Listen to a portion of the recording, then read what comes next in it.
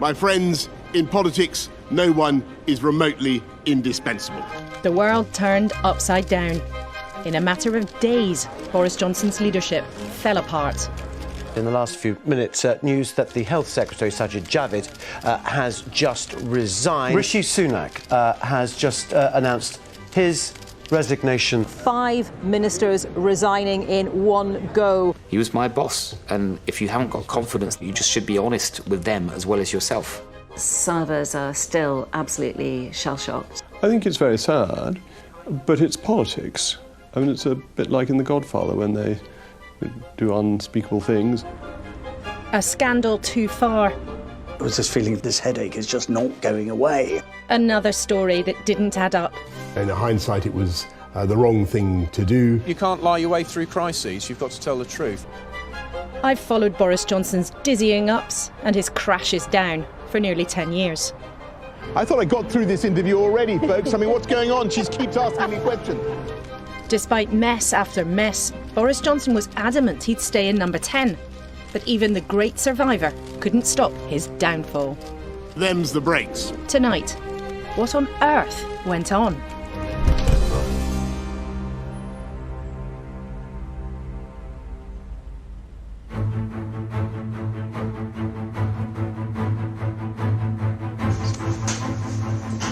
Good morning, colleagues. Thank you very much. It was no secret that Boris Johnson had been in trouble. But the cameras in Cabinet were meant to show business as usual. We are now able to introduce, as of tomorrow, the single biggest tax cut in a decade. He didn't know that 2 men at the table were thinking about when to quit. On that Tuesday morning, I hadn't totally made up my mind, but it was really, I was really wrestling with it.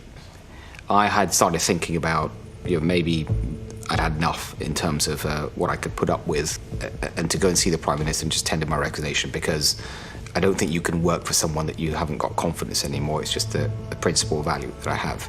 I think for some time we've been aware that it was getting more and more challenging, and people's patience was being stretched. We all knew that we were in very tricky territory. We all knew that there were all sorts of sort of storm clouds gathering, and that it was going to be difficult. Thank you very much, Tiz. The Prime Minister has made a career of scraping through scandals. For some voters, his flaws are part of his appeal. So what was it this time that would mean the end? The Conservative Deputy Chief Whip has resigned from government, saying that he drank far too much last night and embarrassed himself and other people. A relatively obscure member of the government, Chris Pincher, was in the news for all the wrong reasons, accused of groping 2 men at a private club. He denies it. The big problem?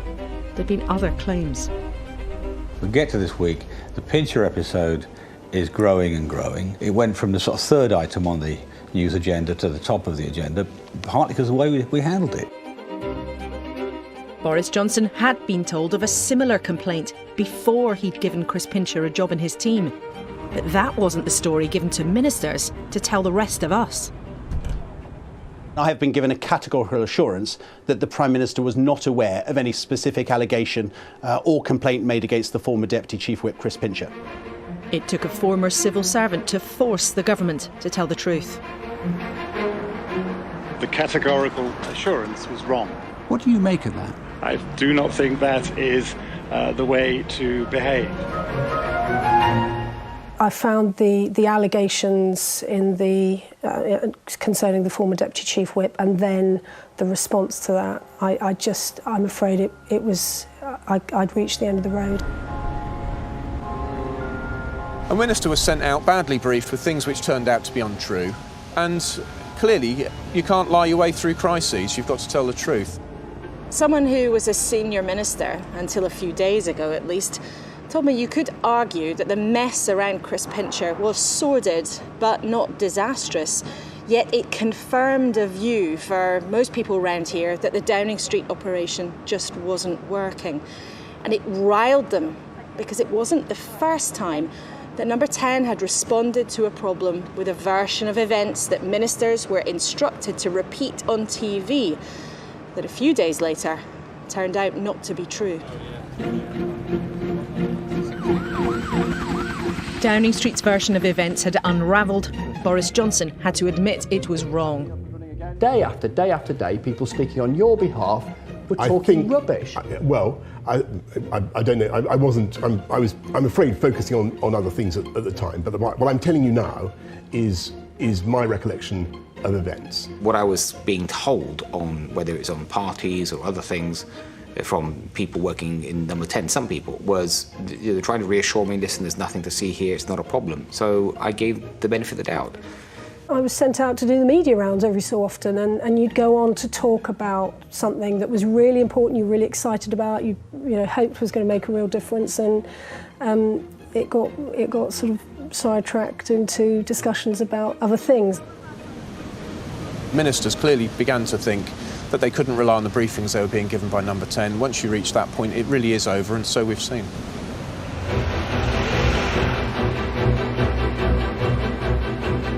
The Conservative Party had been here before. It had barely recovered from the intense embarrassment over parties during lockdown under Boris Johnson's roof. Remember, at the start, we were all told no rules had been broken at all. All guidance was followed completely. I have been repeatedly assured that there was no party and that no COVID rules were broken. Yet in the end, there was evidence of booze, parties and late nights while the country was in lockdown. The Prime Minister himself was found to have broken the rules and broken the law. I paid the fine immediately, and I offered the British people a full apology. Some MPs had already tried to shove him out. You have sat there too long for all the good you have done. In the name of God, go. The reason I came to that view was because I thought, actually, there was no doubt that Boris was misleading the House, was attempting to wriggle out of responsibility for things, and I took the view that there would be a pipeline of problems, not just one problem, but a pipeline of problems coming down the track. We would just return to this issue time and time and time again. Anger over parties in Number 10 left a smouldering fear of more scandal to come. Some ministers had been embarrassed, unhappy for months. And two disastrous by-election results made things worse.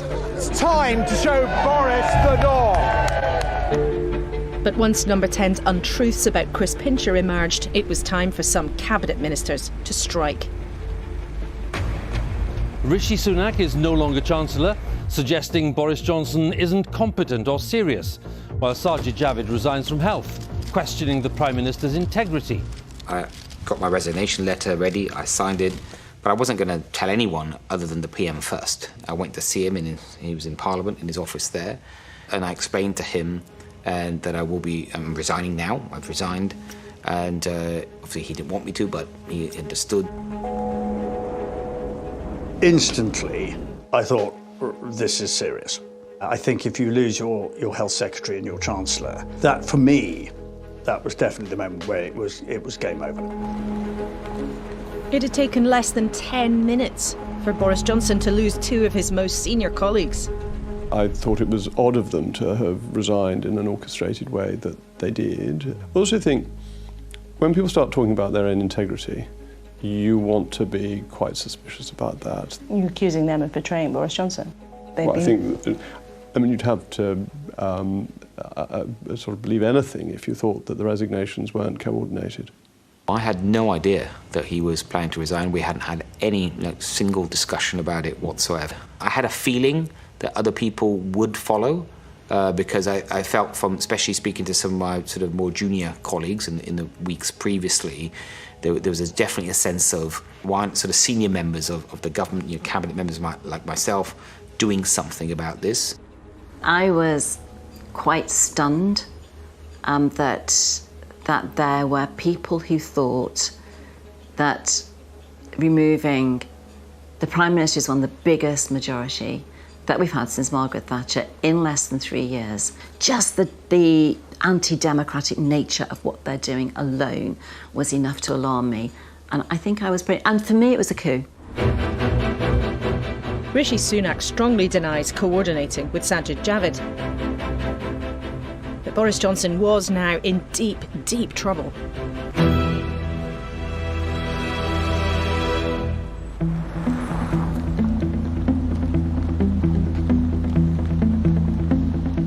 Minutes to 8, the drama in Westminster across the front pages, of course. The Sun says Boris Johnson's got a last chance, as it put it. Time is running out. The Telegraph says the political crisis must now be resolved. The Times says game over.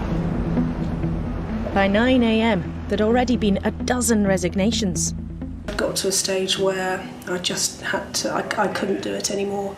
And so I took that decision, and it was impossibly hard to do. Not that I ever thought about how I'd write a resignation letter, but I found myself drafting it around the school run on the Wednesday morning. That's how quick it was. Any other Prime Minister would have headed for the door himself. Then Boris Johnson's old frenemy arrived. Michael Gove turned up with a message. With so many ministers going, including in his own department, with more to come, it was over. He told his boss he should spare himself the embarrassment of being dragged down by backbenchers. But Mr. Johnson told him he would fight and believed he could stay. Remember, it was Michael Gove who spiked Boris Johnson's attempt to become Prime Minister back in 2016. An awkward echo of the two men's tricky past.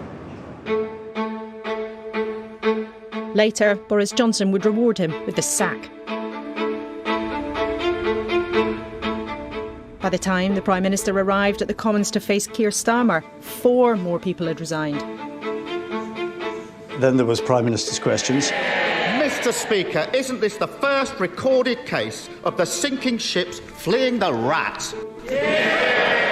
It's hard to describe the feeling of the sort of the cauldron and the heat and the mood and the atmosphere. And it was obvious then that we were into some irreversible process. It was grim. You know, MPs who were shouting to support the Prime Minister just the week before were sat there stony-faced. We now come to the personal statement I call Sajid Javid. The recently departed Health Secretary piled on the pressure. At some point, we have to conclude that enough is enough. I believe that point is now. I have concluded that the problem starts at the top, and I believe that is not going to change. Yet at that stage, there was no budging Boris Johnson. Does the Prime Minister think there are any circumstances in which he should resign? Frankly, Mr. Speaker, the job of a Prime Minister in difficult circumstances when he's been handed a colossal mandate is to keep going, and that's what I'm going to do. Boris Johnson leads the Conservatives to a resounding election victory. We did it! We pulled it off, didn't we? The memory of his massive 2019 election victory gave him faith he could survive. Protestations in Parliament could be drowned out by public support of years before. The fact that he saved us from the constitutional crisis of 2019, took us out of the EU and defeated a very hard left opposition. Those are all great things which I celebrate, and I would like us to be remembering that that's what Boris Johnson achieved rather than the sordid events of the last week. He's globally respected for the way in which we've handled Ukraine, and particularly the vaccine rollout. Actually, he will be remembered for getting the big calls right, even if it was the smaller calls which did for him in the end. But you knew Boris Johnson was flawed when you helped put him in office. Everybody's flawed. Everybody's flawed. The odd flaw is one thing, but a series of intense embarrassments is another. The eye-wateringly expensive decoration of the Downing Street flat, paid for by a party donor. Are you worried about the investigation, Prime Minister? Who coughed up for the flat, sir? An attempt to change Parliament's rules to save a political pal, Owen Paterson. Not one, but 2 ethics advisors who quit, aghast at what was going on. There'd been months of trouble and repeated promises to change. This was becoming a little bit too repetitive. Inevitably, I think there is always a point at which patience begins to get stretched. I think there was this feeling, this headache is just not going away. Some mistakes have been made, which are the flip side of the Prime Minister's personality, that he is a big personality that deals with big issues, and to my mind he got all the big issues right. On the other hand, he's not necessarily the hottest on the small issues. Isn't telling the truth also a big issue? No, I don't think that's right. I think the Prime Minister is a basically truthful man. By mid-afternoon on Wednesday, ministers were rushing for the door. It was plain as a pikestaff that government was bleeding ministers almost faster than they could replace them. By 6 o'clock, 38 members of the government had walked away. That's just a staggering number. And members of the cabinet had finally come here to demand that he quit. But Boris Johnson wouldn't budge then from what increasingly felt like a bunker, claiming there was still a chance that he could turn things around. One of them present told me Number 10 were dangling promotions to try to stave off the onslaught, sketching out a reshuffle on a whiteboard in the office. They said it felt Number 10 believed they could just move things around, sing Rule Britannia and stick their fingers in their ears, and it would all be fine. Downing Street says all appointments are made on merit. Welsh Secretary Simon Hart was one of those who told the boss to go. It was harder than I thought it would be. And it was sadder than I thought it would be. I think the options were pretty limited by then, to be honest, and I think Boris was probably as aware of that as anybody. But being Boris, I think he always thought, one more roll of the dice and something miraculous will occur. But I thought we were just past that point. So I did say to him, look, I think we've reached the end of the road. Simon Hart later resigned himself. The band of Boris Johnson supporters was getting smaller, but they were still standing by their man.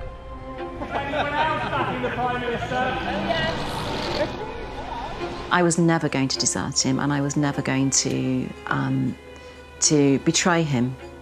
And my advice initially was to fight on.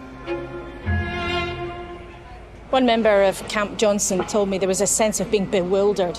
They were aware they were in trouble, but they didn't think it was terminal. And a clutch of cabinet ministers arrived and took that side too, questioning whether outside this postcode things were really that bad at all. There were hours of tortured discussion, Boris Johnson still telling colleagues he could and should stay, shored up by a dwindling bunch of colleagues. But they were losing the argument. As Boris Johnson left the office for his flat upstairs, he was realising the fight was in vain. But when the intelligence came in as to who was going to resign the next day and who was going to be handing their letters in, it became apparent we can't withstand this. And he made the decision late that night that he would stand down the following morning.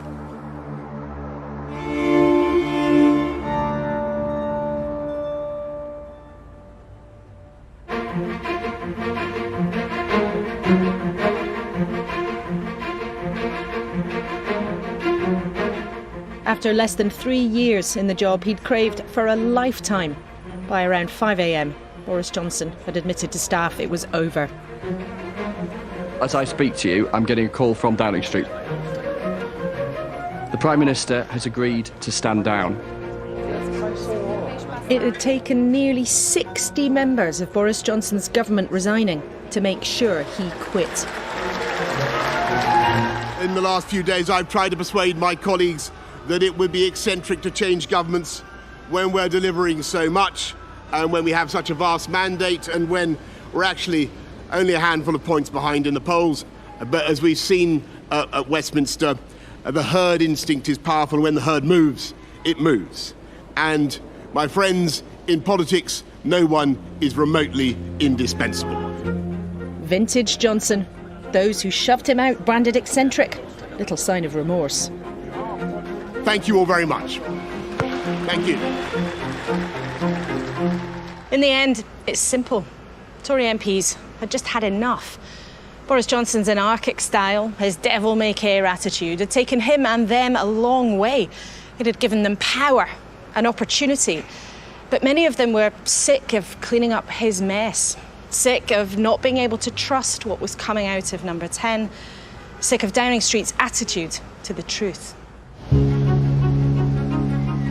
The Tory circus revolved around Boris Johnson for so long, but within hours, it was all about who's next. And there was a perfect occasion for the candidates to strut their stuff.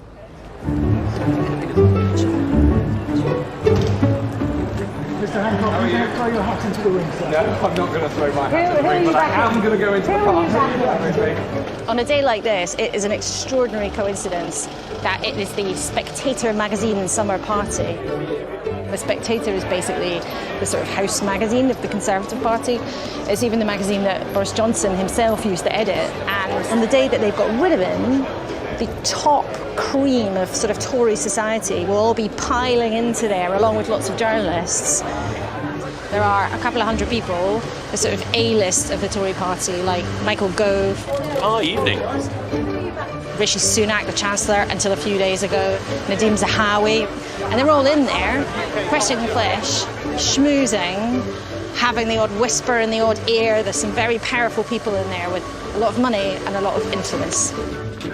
Boris Johnson's leadership was barely over, but the race to replace him had already started.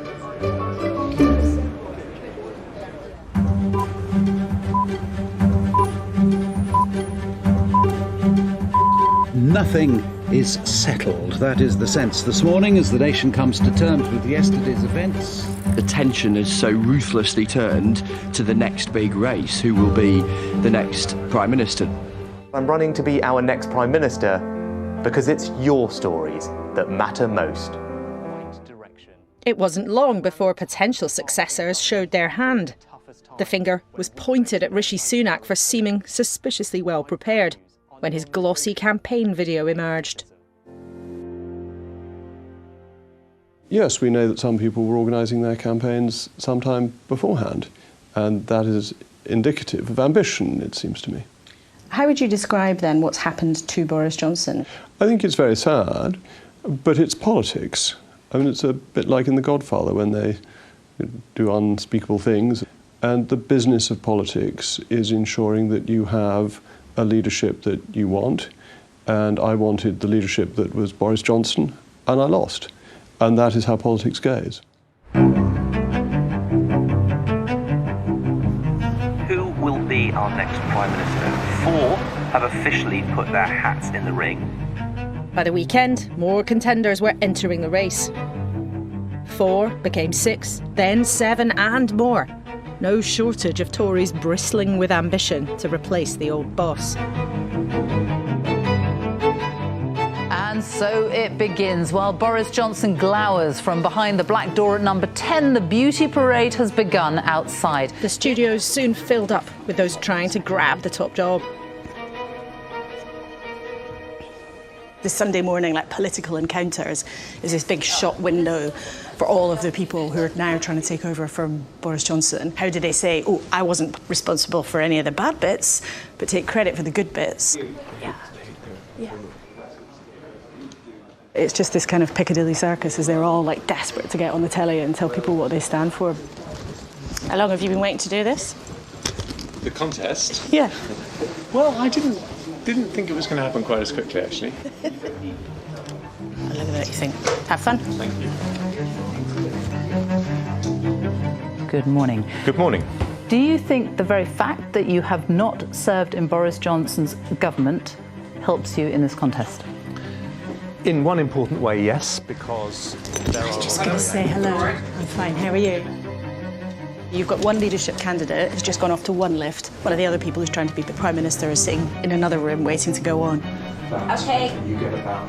Quick as you can, off you go. I do hope you'll join me next Sunday. In the meantime, enjoy the sunshine. Goodbye.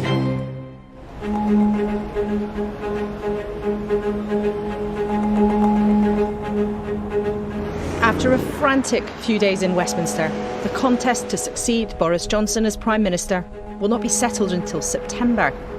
There are recriminations already about how it started. Rishi Sunak appears to be in front. Sajid Javid is out of the running. Boris Johnson is bust, but is the Tory party too. Those vying to take over hope not. But what has he left behind? Without question, he's a Prime Minister that matters and always will. He took us out of the European Union and that changed the course of our history. You were never going to get just, an ordinary Joe. We all knew that. We knew what Boris was like before we voted him. I've heard over the past few days many members of the public saying, we know what he's like. That's why we voted for him. We make gaffes, we make mistakes, we haven't got perfect lives. And we voted for Brexit. That's why we voted for him. I think we always thought with Boris Johnson it was a little bit death or glory. We always knew it was going to be a roller coaster ride. There was never any doubting his ambition. The last few manic years, politically, belonged to him. Yet there were always doubts about his ability to do the job, his troubled relationship with the truth, his desire to court controversy that sometimes drowned everything else out. The truth is, across the board, it's quite plain that people don't approve of Boris's behaviour. That's plainly the case. And to some extent, they are cross with us for taking so long to deal with it. I hope one day we can sit down, have a drink together, and I'd look forward to it. But I think that we have to step back a bit and that we're professionals. We have a duty, and you've got to feel that you have the ability to discharge those responsibilities. And I think if you don't have confidence in your boss, it becomes incredibly hard to do just that. Boris Johnson's chapter ends after countless wild political tales. Yet this crazy finale holds no straightforward solutions to the serious problems the country faces now.